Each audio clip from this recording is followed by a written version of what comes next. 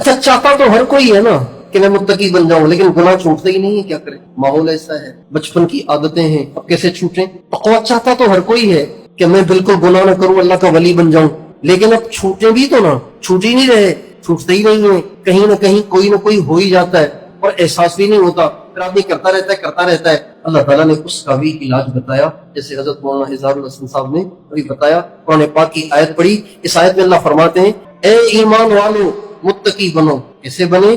وَكُونُوا مَعَ الصَّادِقِينَ، متقیوں کے ساتھ کچھ وقت گزار لو، تم بھی متقی ہو جاؤ۔ آپ الفاظ میں غور کیجئے گا، اللہ تعالیٰ کیا فرماتے ہیں؟ صادقین اور متقین ایک ہی بات ہے، دو نام ہیں ایک ہی شخصیت۔ تو اللہ تعالیٰ نے یوں نہیں کہا اے ایمان والو متقی بنو اور صحبت اختیار کرو متقیوں کی، یہ نہیں فرمایا۔ یہ حکم تو اس سے بھی پورا ہو جائے گا کہ آپ تھوڑی دیر ان کے پاس بیٹھے، پھر ان کا اپنا راستہ، آپ کا اپنا راستہ، یہ حکم اس سے بھی پورا ہو جائے گا۔ اللہ تعالیٰ نے یہ نہیں کہا، بلکہ اللہ تعالیٰ فرماتے ہیں وَكُونُوا مَعَ الصَّادِقِينَ، متقی بننا ہے تو ہو جاؤ ان کے ساتھ، یہ جہاں جا رہے ہیں تم بھی وہاں چلنا شروع کرو، ہو جاؤ ان کے ساتھ۔ چنانچہ صحابہ واقعی حضور کے ساتھ ہو گئے تھے، حضور کے ساتھ ہو گئے تھے،